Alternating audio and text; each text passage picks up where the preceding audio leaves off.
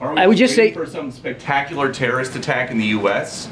to then say, oh, well, there's terrorists if we and were, a safe Peter, haven in Afghanistan, now we can go get them. If we were, Peter, then we wouldn't have taken the hit on Saturday. The world's #1 terrorist, how is that not giving a country to a terrorist sympathizing group, if not giving them permission to have terrorists just sit on a balcony? The question, I mean, Peter, the way you asked that, it makes it sound like we owned Afghanistan a year ago.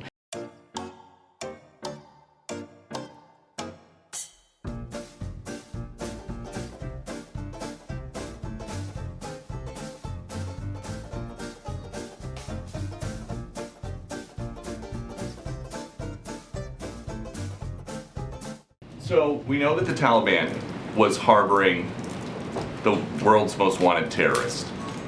You guys gave a whole country to a bunch of people that are on the FBI most wanted list. What did you think was going to happen? I would take issue with the premise that we gave a whole country to terrorist groups. It wasn't our country. It was an independent sovereign state. And the president made a bold decision to end a war that had been going on for 20 years because he believed then, and still believes now, that our national security interests are best met by meeting the threats of today, not the threats of 2001. And I don't want to relitigate the whole war here, but obviously no one anticipated the Ghani government to fall as fast as it did.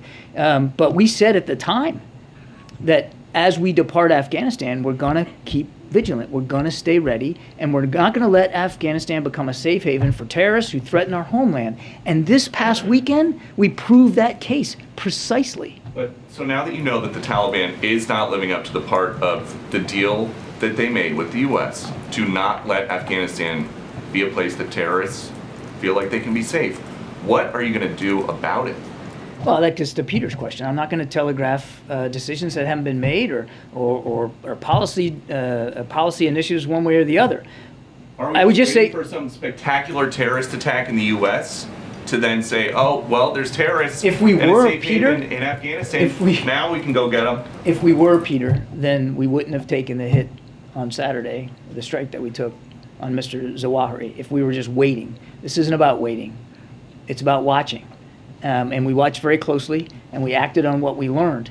And I would go so far as to say not only the American people are safer as a result of President Biden's decision, but the rest of the world is safer. Does that mean that the threat from Al-Qaeda is over? No, of course it's not. Now, they'll have to make some decisions here, and we'll watch that too.